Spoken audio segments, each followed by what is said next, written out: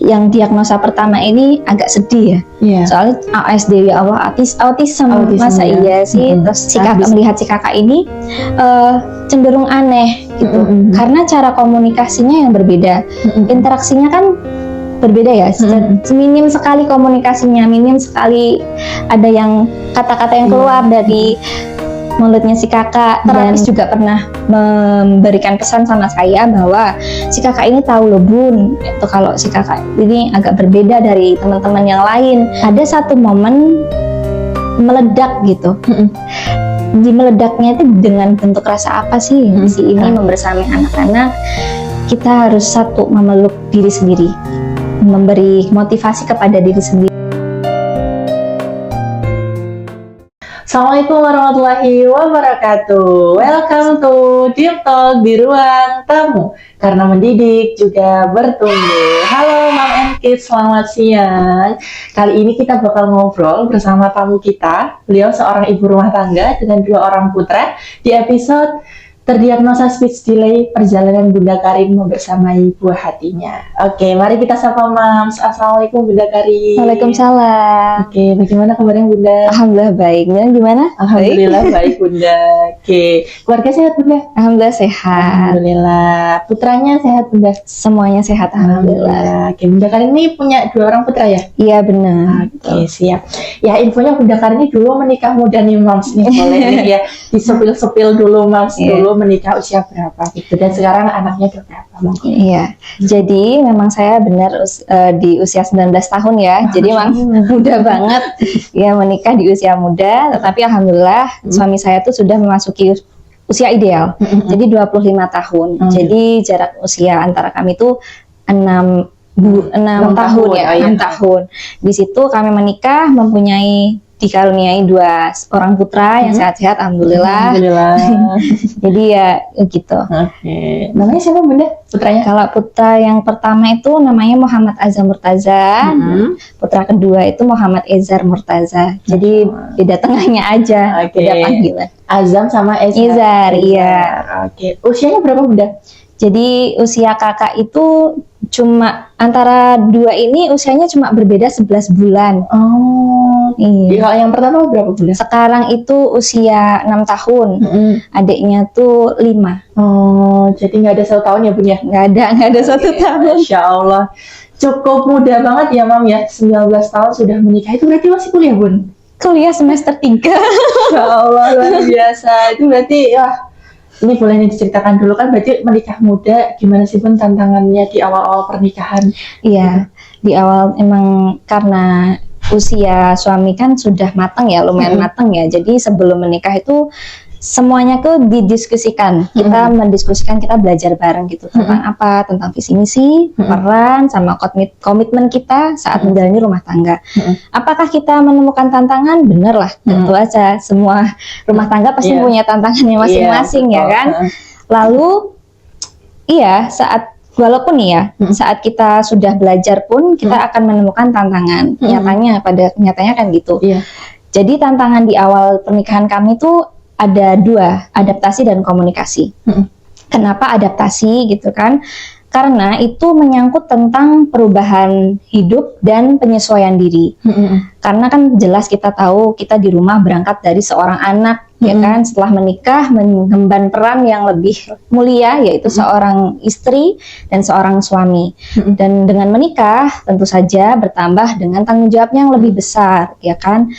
Dan saat perjalanannya itu karena kita hidup 24 jam ya sama suami gitu. Jadi mau tidak mau kita menemukan sisi lain dari pasangan kita, kekurangan-kekurangan dan lain-lain itu. Walaupun kita menemukan itu di jalannya, tetapi kita harus tetap menghormati dan melayani suami seperti sebelum kita mengenalnya, sebelum kita menikah. Jadi sebelum mengetahui sisi lainnya gitu. Nah, ada apa dengan komunikasi gitu kan? Setelah kami berjalan menempuh pernikahan ini, di awal-awal itu memang melihat kekurangan atau sisi lain pasangan ya. Tetapi kita tetap harus di jalannya untuk menghormati gitu. Nah, pada saat itu kan komunikasinya yang kami ambil untuk menghindari cekcok lah, Iya. gara-gara Hal sepele masalah-masalah gitu. sepele gitu tuh dengan diam. Oh gitu. Tapi apakah dengan diam itu bisa menyelesaikan masalah-masalah? Ternyata tidak, malah tambah berlarut-larut. Gitu. Nah, dengan ini kami berjalan merubah cara komunikasi kita, memperbaiki cara komunikasi kita dari yang awalnya diam menjadi komunikasi yang lebih terbuka, mengekspresikan apa yang harus diekspresikan, lalu menyampaikan apa yang harus disampaikan gitu kan. Alhamdulillah dari 1 tahun pertama ini kita bisa melewatinya sampai kita bisa membawa pernikahan ini di usia 8 tahun. Insya Allah. Ya, kuncinya tuh ya adalah saling toleransi, sabar, lalu komunikasi saja, menyampaikan apa yang perlu disampaikan. Jadi diam itu memang boleh, tetapi tidak semuanya harus dengan diam. Kita harus ngomong juga, kita harus menjalin komunikasi yang baik dengan suami. Kalau misalnya kita butuh bantuan, sampaikan saja bahwa kita butuh bantuan, tetapi dengan baik dan sopan. Nah, kuncinya itu adalah menjaga cinta dan komitmen supaya nih bahtera rumah tangganya bisa berjalan sampai garis finish. Oke, luar biasa ya Mams. Jadi intinya tadi adalah adaptasi dan komunikasi. Oke, luar biasa. Nah tadi infonya kan anak yang pertama ya Mams ya? Iya. Sempat terdiagnosa speech delay gitu. Iya. Nah itu gimana sih Mams menyadari ketika anak menyadari speech delay itu kapan gitu? Oh iya, jadi benar putra kami yang pertama itu pernah mengalami speech delay di usia 2 tahun. Kan benar ya, memang pada saat itu tuh fokus saya terpecah, harus mengurus dua anak, tapi saya juga mempunyai tanggung jawab untuk menyelesaikan pendidikan. Oh iya. Ya karena saya tidak menggunakan ART ataupun babysitter, jadi saat perjalanannya itu kalau memang butuh bantuan, saya minta tolong orang tua paling sering ataupun adik-adik saya. Itu. Nah, ada satu momen yang menyadarkan kami bahwasanya si kakak ini mengalami keterlambatan tumbuh kembang, mulai ada keluhan-keluhan. Contohnya itu saat dipanggil itu tidak merespon, cenderung cuek gitu loh.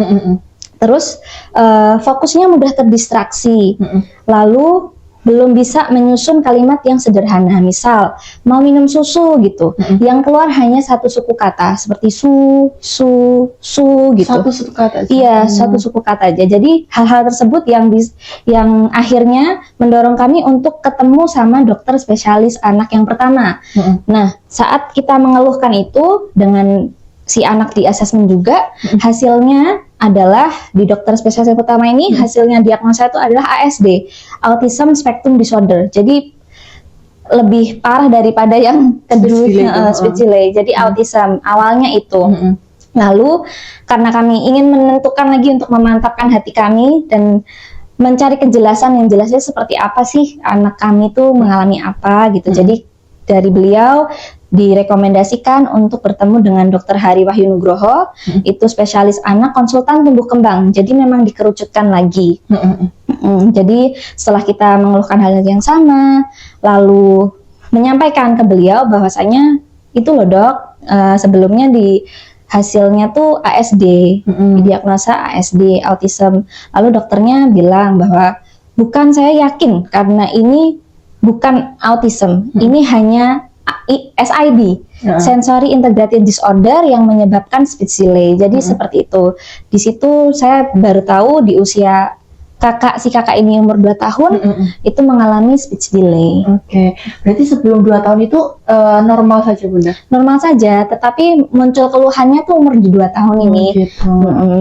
Gimana sih Bunda respon awal ketika dulu tuh kan pasti ini ya, maksudnya cenderung Bunda kan masih muda gitu ya. Nah, itu gimana sih respon awal ketika oh ternyata anakku terdiagnosa speech delay begitu tuh, bagaimana respon Bunda?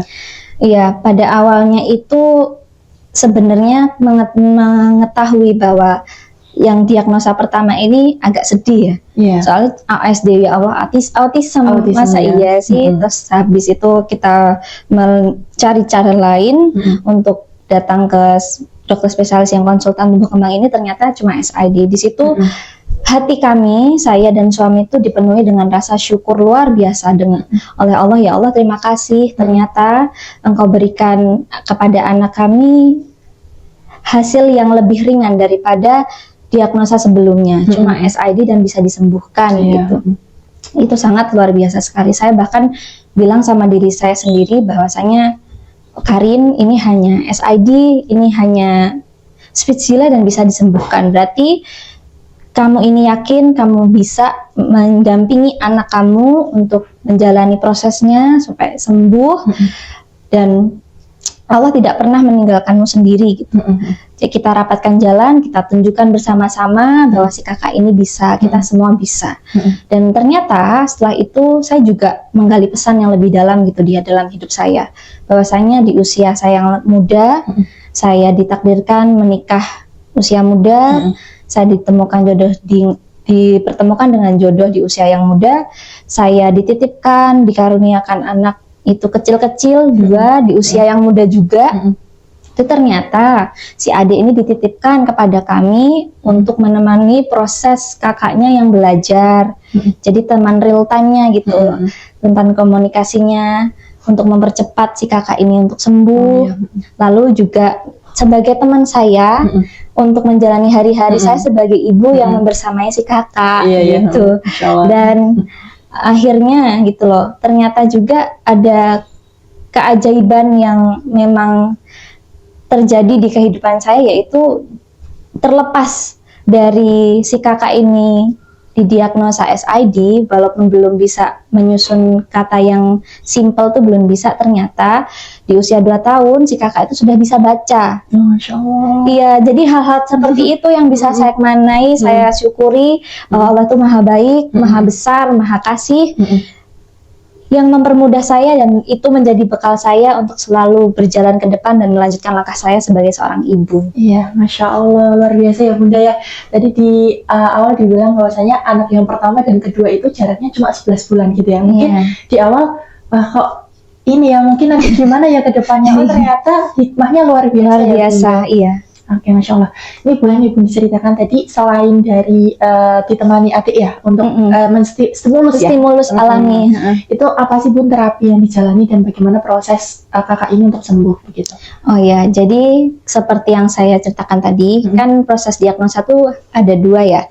Jadi yang di awal itu memang sama dokter yang pertama ASD, dan karena kita ingin menentukan yang terbaik untuk Azam, untuk memastikan kembali gitu, di hasil yang kedua di dokter Hari tadi itu didapatkan hasil SID, Sensory Integrated Disorder, hanya speech delay. Apakah speech delay ini bisa sembuh? Sembuh, bisa sembuh. Karena anak kami juga sembuh gitu loh, sampai dinyatakan sembuh dengan dokter Hari ini juga. Dan terapi apa sih yang diberikan dari dokter? Itu ada terapi bicara, terapi okupasi, dan ada PR tambahan. PR tambahannya apa? PR tambahannya untuk mengantarkan anak ke playground dan bermain trampolin. Oh gitu. Iya, jadi sesimpel itu sebenarnya. Dan apa sih terapi okupasi gitu ya? Terapi okupasi itu terapi yang menstimulus anak untuk melakukan kegiatan sehari-hari, mempermudah anak. Jadi di terapinya itu melakukan kancing baju, belajar ngancing baju, lempar tangkap bola, lalu berjalan di titian, meronce, seperti itu. Oh kayak daily daily activity aja. Lalu bagaimana dengan terapi bicara? Itu terapi yang menstimulus anak untuk dapat berbicara dan menyusun kalimat yang simple, yang sederhana gitu. Seperti karena di usia kakak itu yang di 2 tahun ini kakak udah bisa baca, jadi di proses terapinya diberikan cerita singkat, cerita sederhana, itu nanti dikasih pertanyaannya yang simpel-simpel dari terapisnya. Itu yang penting si kakak ini ada motivasi untuk berkomunikasi gitu, untuk berbicara gitu. Oke, baik. Jadi itu juga distimulus dari Bunda juga terapi bicara juga ya. Itu terapi ini kami jalani 2,5 tahun sampai si kakak dinyatakan sembuh. Jadi seminggu itu 2-3 kali bertemu dengan terapis. Per 6 bulannya itu bertemu dengan dokter spesialisnya untuk direview perkembangannya selama terapi. Dan ya, alhamdulillah di umur kakak 4 tahun itu sudah dinyatakan sembuh. Dan di sini ada sesuatu yang memang ada memori tersendiri dibuat di kehidupan kami, di keluarga kami gitu ya. Jadi selama terapi ini memang yang mengantarkan itu saya dan suami. Jadi lebih diutamakan itu untuk apa? Untuk mengetuk hati Allah supaya mempermudah dan melancarkan proses penyembuhan si kakak. Jadi si adik juga saya ajak, lalu orang tua saya itu juga sering saya ajak juga, tak jarang juga omanya, mertua itu juga ikut, supaya si kakak juga merasa bahwa oh semuanya tuh keluarga terdekat saya tuh support loh, berarti saya harus cepat bisa sembuh gitu, tidak merasa sendiri. Oke. Ya, baik Bunda. Jadi tadi luar biasa ya support dari keluarganya gitu. Nah, kira-kira dari lingkungan sekitar nih, mungkin entah dari keluarga dan sebagainya, ada nggak sih dengan kondisi anak yang ini kan mungkin dalam tanda kutip perlu kebutuhan khusus gitu ya. Nah, itu bagaimana stigma dari lingkungan sekitar terhadap itu? Apakah yang didapatkan itu justru yang negatif dalam tanda kutip atau justru dukungan begitu? Jadi kalau respon dari luar ya Mbak ya, dari lingkungan itu setelah mengetahui anak kami SID yang mengalami speech delay, itu ada dua, saya kelompokkan dua. Jadi keluarga terdekat dan orang luar. Keluarga terdekat itu cenderung suportif dan mau diajak kerjasama. Suportifnya seperti apa sih? Ya itu tadi, mau ikut mengantar si kakak buat terapi, dukungan moral, lalu afirmasi-afirmasi positif untuk si kakak. Oh, kakak bisa, kakak pasti bisa. Itu cuma gampang kok, kak pasti sembuh gitu. Gitu-gitu. Mau diajak kerjasama itu dalam artian kan saya ada satu momen saya itu benar-benar harus meninggalkan anak. Jadi memang saya titipkan ke orang tua paling sering, dan ataupun adik-adik saya itu saya berikan arahan gitu loh. Saya berikan arahan, nanti kalau saya tinggal begini ya, jangan lakuin ini, nanti kalau anaknya begini yang harus kalian lakukan ini. Jadi mereka tidak ada komen yang melawan ataupun menentang arahan kami gitu loh sebagai orang tuanya. Nah, yang kedua itu adalah respon dari luar. Kalau dari luar tuh cenderung kalau melihat anak kami ini, yang pertama si kakak melihat si kakak ini cenderung aneh gitu, karena cara komunikasinya yang berbeda, interaksinya kan berbeda ya, minim sekali komunikasinya, minim sekali ada yang kata-kata yang keluar dari mulutnya si kakak, dan apa namanya kalau misalnya menunjukkan interaksi itu dari gesture. Jadi gesture sama jari gesture kan agak aneh ya, kalau orang nggak ngerti kan melihatnya aneh gitu. Nah di situ tuh terapis juga pernah memberikan pesan sama saya bahwa si kakak ini tahu loh Bun, itu kalau si kakak ini agak berbeda dari teman-teman yang lain. Jadinya si kakak ini cenderung diam karena malu. Gitu. Jadi setelah melihat respon tersebut, apakah saya lantas mengklarifikasinya sama orang-orang yang melihat anak saya aneh? Apa yang saya lakukan? Saya diam. Saya mendiamkan dan cenderung meninggalkan, terserah bagaimana pendapatmu tentang anak saya. Tetapi yang jelas yang harus saya tunjukkan adalah bagaimana saya bisa membuat si kakak ini menunjukkan kelebihannya dan kehebatannya yang lain di samping kekurangan-kekurangannya gitu. Oke, baik. Jadi respon Bunda ketika kalau misalnya tadi kan di lingkungan yang pertama itu tadi kelompok keluarga ya, di keluarga kan udah support sekali, sangat support. Nah, di lingkungan luar tadi bagaimana respon Bunda tadi? Berarti cenderung diam tadi ya? Saya cenderung diam. Saya tidak ingin menguras energi saya untuk mengklarifikasi gitu loh. Jadi bunda-bunda semua, kalau mempunyai anak yang spesial di luar sana ada respon seperti itu, lebih baik diam dan nggak usah klarifikasi panjang lebar, nggak usah mengeluarkan energi yang tidak perlu untuk mengklarifikasi kepada orang tersebut. Lebih baik kita memfokuskan diri kita, menyimpan energi kita untuk anak kita, supaya gimana caranya si anak ini bisa menunjukkan kelebihan yang lain di samping kekurangan-kekurangannya gitu ya Bun. Luar biasa ya Mams. Bunda Karin ini apa sih Bun yang paling membuat adik ini kakak ini tuh cepat dalam proses penyembuhan itu cepat? Itu apa sih yang paling membantu dalam proses tumbuh kembang itu tadi? Ya, seperti samping terapi-terapi yang diberikan ya, terus ada PR-PR nih. Jadi yang paling efektif itu dalam penyembuhan speech delay sepengalaman kami itu adalah komunikasi dua arah yang terjadi di rumah antara si anak dan anggota keluarga yang lain. Misal si kakak dengan si adik, si kakak dengan bunda, si kakak dengan ayahnya, misal. Itu dengan pertanyaan-pertanyaan yang simpel aja, di-trigger dengan pertanyaan-pertanyaan simpel, pertanyaan yang mudah dijawab sama si anak. Supaya apa sih si anak ini mau untuk menjawab kembali gitu pertanyaan-pertanyaannya dengan pede, dengan enjoy. Dan pertanyaan apa yang mengandung 5W plus 1H. Kalau di bahasa Inggris ada what, who, where, when, why, dan how. Dan itu pertanyaannya simpel aja seputar kegiatan sehari-hari aja. Bagaimana perasaan kakak hari ini? Apa kakak senang? Terus kenapa kakak senang? Gitu. Yang menyangkut kegiatannya dia saja. Gitu. Luar biasa. Jadi komunikasi dua arah itu perlu ya. Perlu. Sangat perlu. Ternyata itu justru mungkin stimulus yang yang simple dan bisa efektif gitu. Oke, luar biasa. Oke. Dalam perjalanan ini kan 2 tahunan ya Bunda ya, membersamai kakak dalam proses penyembuhan speech delay tadi. Kira-kira siapa nih Bun yang paling berperan untuk seorang Bunda nih ya, mungkin secara psikologis masih Bunda baru gitu ya, Bunda muda. Bunda muda itu siapa sih yang paling support Bun? Iya.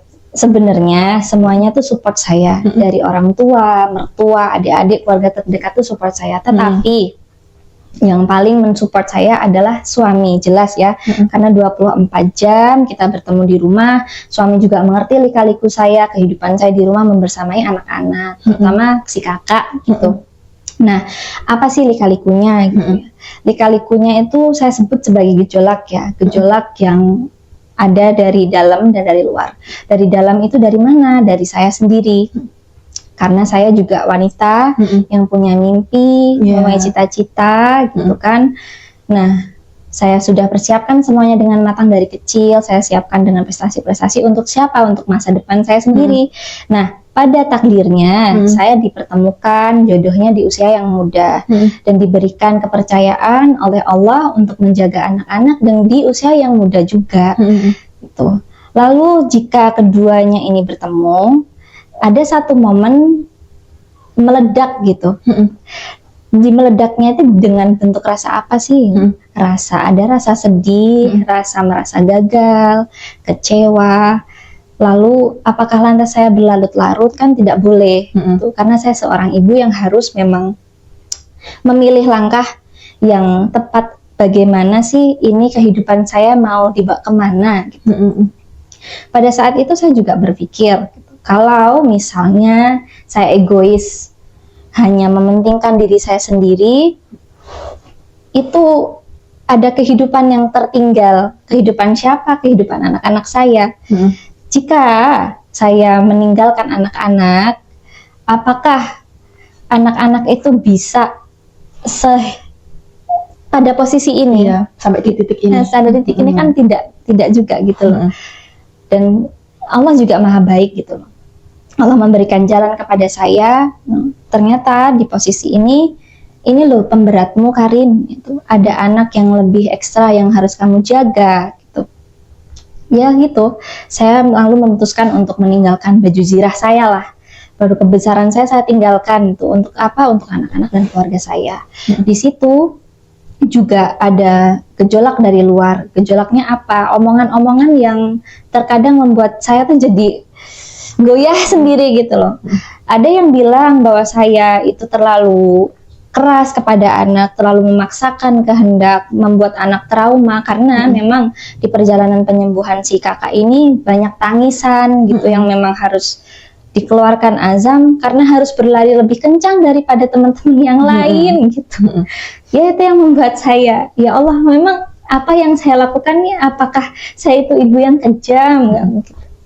Alhamdulillah Allah memberikan anugerah yaitu berupa suami saya ya yang selalu sabar, yang selalu memberikan kekuatan pada saya di setiap saya goyang, dia ada untuk saya. Jadi overall gitu yang membackup saya selain orang tua, mertua ataupun adik-adik itu ada suami saya. Jadi tidak jarang gitu loh melihat istrinya agak goyah, sering kali menawarkan, Bunda apa mau ART atau babysitter, aku bisa provide buat kamu loh.